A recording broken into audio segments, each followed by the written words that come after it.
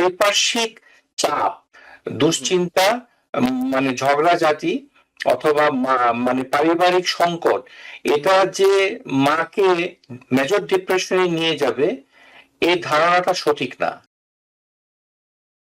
ডেলিভারির পরেই যদি মা কাঁদতে থাকে, মন খারাপ থাকে, তখন মাকে বুঝতে হবে যে তিনি একজন মা, তার মূল্য রয়েছে, তিনি অপদার্থ নন, তিনি যাকে জন্ম দিয়েছেন তার জন্য তিনি উপযুক্ত এবং তিনি সেটি পারবেন।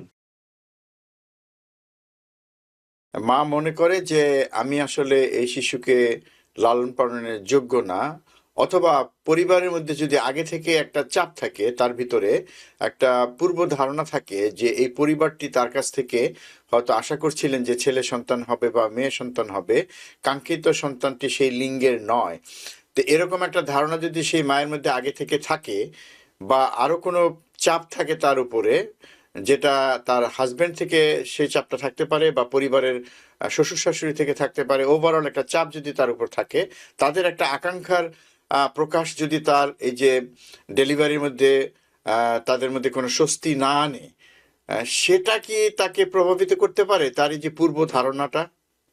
কিছুটা প্রভাবিত করবে, কিন্তু বৈজ্ঞানিকভাবে প্রমাণিত নয়।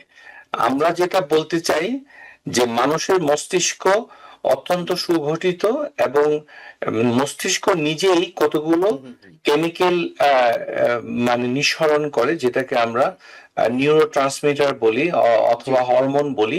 এগুলো নিজেই ব্রেন নিজে সুরক্ষা দিয়ে সেটাকে সুরক্ষিত রাখে।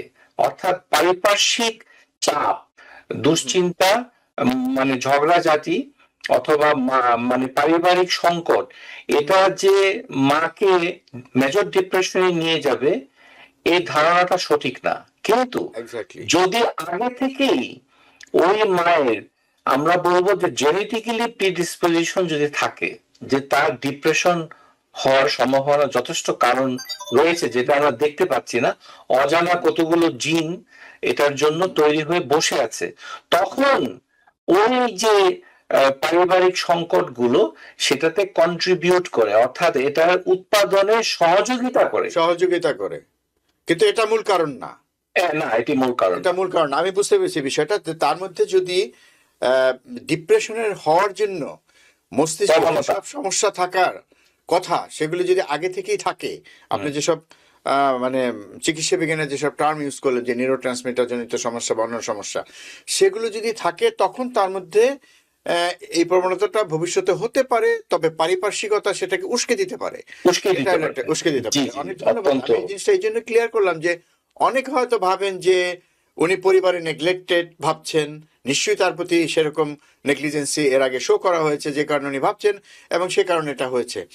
এবং তারপরও একটা কথা তো বলতেই হয়, সেটা আপনার কাছ থেকে আমি একটু যাচাই করে নিতে চাই আবারও। কিন্তু এই সময়টাতে পরিবারের লোকজনের সহানুভূতি, তার পাশাপাশি থাকা, কাছাকাছি থাকা, এটা কতটা গুরুত্বপূর্ণ?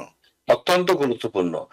যখনই বেবি ব্লুজ তৈরি হয়, সেটাই হচ্ছে মানে একটি সংকটের শুরু। অর্থাৎ আমরা যেটাকে বলি মর্নিং শোজ দ্য ডে, সকালটাই বলে দিবে সারা দিনটা কেমন যাবে।